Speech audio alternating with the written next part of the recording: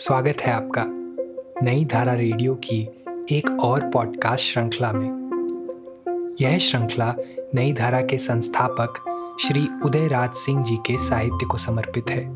उदयराज जी के इस जन्मशती वर्ष में हम उनकी अमूल्य साहित्यिक धरोहर आप तक लेकर आ रहे हैं इस पॉडकास्ट के माध्यम से। सुनना न भूलें नई धारा रेडियो पर। उदयराज सिंह की रचनाएं पॉडकास्ट में आज सुनिए उदयराज जी का लिखा संस्मरण रेणु जी की स्मृति में। रेणु जी से मेरी जान पहचान श्री वीरेंद्र नारायण सहकारी संपादक नई धारा द्वारा अकस्मात एक दिन हो गई। 1 अप्रैल रामनवमी के दिन सन 1950 में नई धारा का जन्म हुआ। बेनीपुरी जी का कहना था कि उनके संपादन में आज तक जितनी पत्रिकाएं निकली हैं उनका प्रकाशन रामनवमी के दिन से ही हुआ है। इसीलिए नई धारा का जन्म भी सन 1950 की रामनवमी के दिन ही हुआ। बेनीपुरी जी बहुमुखी प्रतिभा के धनी थे तथा एक जगह कहीं ठहर नहीं पाते थे। इसीलिए नई धारा का भार आचार्य शिवपूजन सहाय के जामाता वीरेंद्र नारायण पर दे दिया। रेणु जी वीरेंद्र जी के मित्रों में से थे और एक दिन उन्होंने मुझसे कहा, रेणु नाम का एक व्यक्ति है जिसने अगस्त क्रांति में अपनी जान पर खेलकर जयप्रकाश का साथ दिया और आज वो एक बड़े सुंदर लेखक के रूप में उभरा है और तलाश है एक प्रकाशक की जो उसकी प्रथम कृति मैला आंचल की कहानी प्रकाशित कर दे। मैंने कहा, आप पहले उसकी पांडुलिपि मुझे दिखलाइए। पांडुलिपि भारी भरकम थी और मेरे अशोक प्रेस में तब तक बिजली नहीं आ सकी थी। इसीलिए मैं सशंकित था कि कहीं बीच में ही इस पुस्तक को लेकर फंस न जाऊं।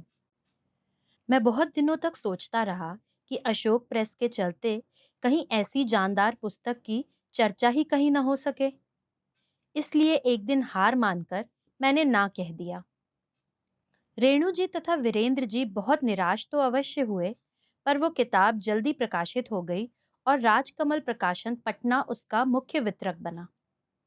मुझे वो दिन याद है जिस दिन रेणु जी राजकमल प्रकाशन की दुकान पर बैठकर अपना हस्ताक्षर कर राजकमल प्रकाशन की झोली भर रहे थे और पुस्तक खरीदने वालों का तांता लगा हुआ था। साहित्यकार को यदि उसकी किस्मत साथ न दे तो एक से एक उसकी अच्छी कृति को दीमकें चाट जाती हैं।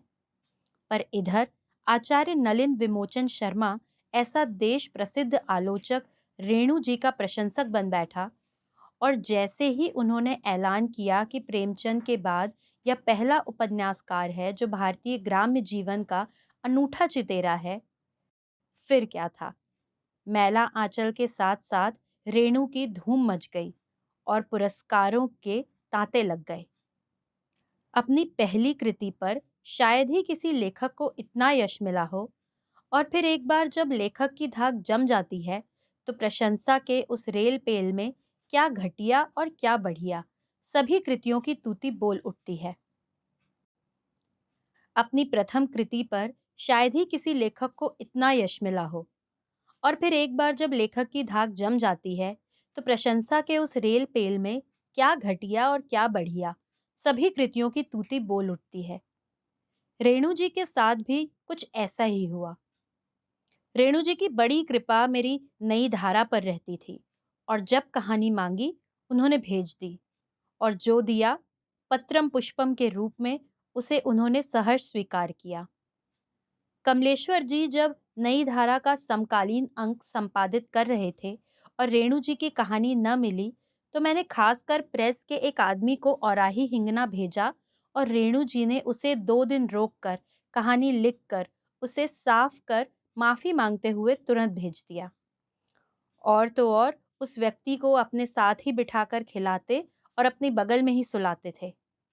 वो कंपोजिटर था और आज उनकी भूरी भूरी प्रशंसा करता है।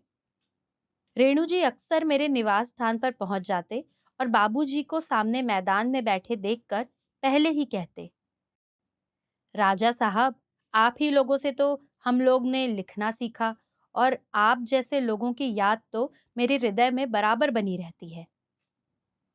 वो हमारे घर निरंतर चले आते और घंटों खुशगप्पियां लड़ाते।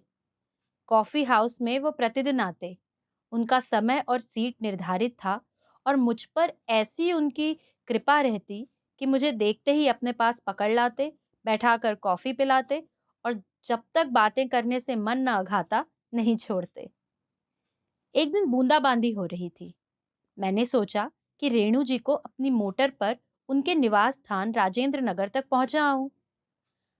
निकल पड़े और गाड़ी जब नाला रोड पर पहुंची तो उन्होंने कहा, शिवाजी, मैं बहुत दिनों से आपसे एकांत में बातें करना चाहता था।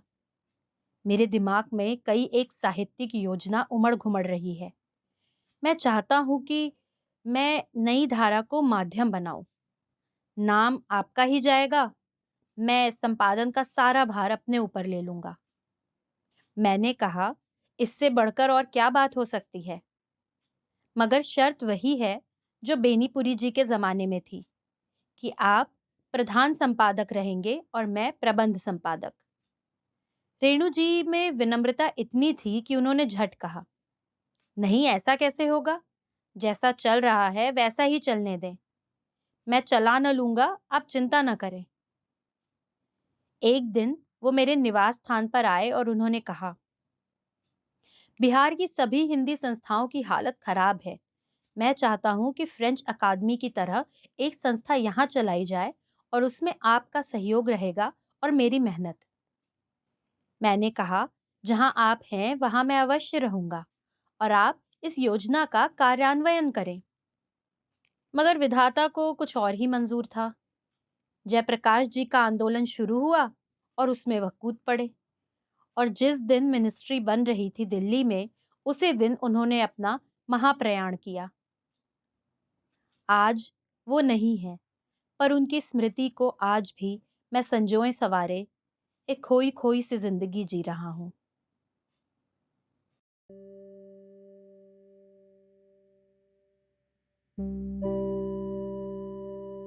इस पॉडकास्ट को सुनने के लिए आपका धन्यवाद। हम आशा करते हैं कि हमारी ये प्रस्तुति आपको ज़रूर पसंद आई होगी। अन्य पॉडकास्ट्स, वीडियो इंटरव्यूज़ आदि के लिए नई धारा को सभी सोशल मीडिया प्लेटफॉर्म्स पर फॉलो करें। जल्द ही आपसे फिर मुलाकात होगी। धन्यवाद।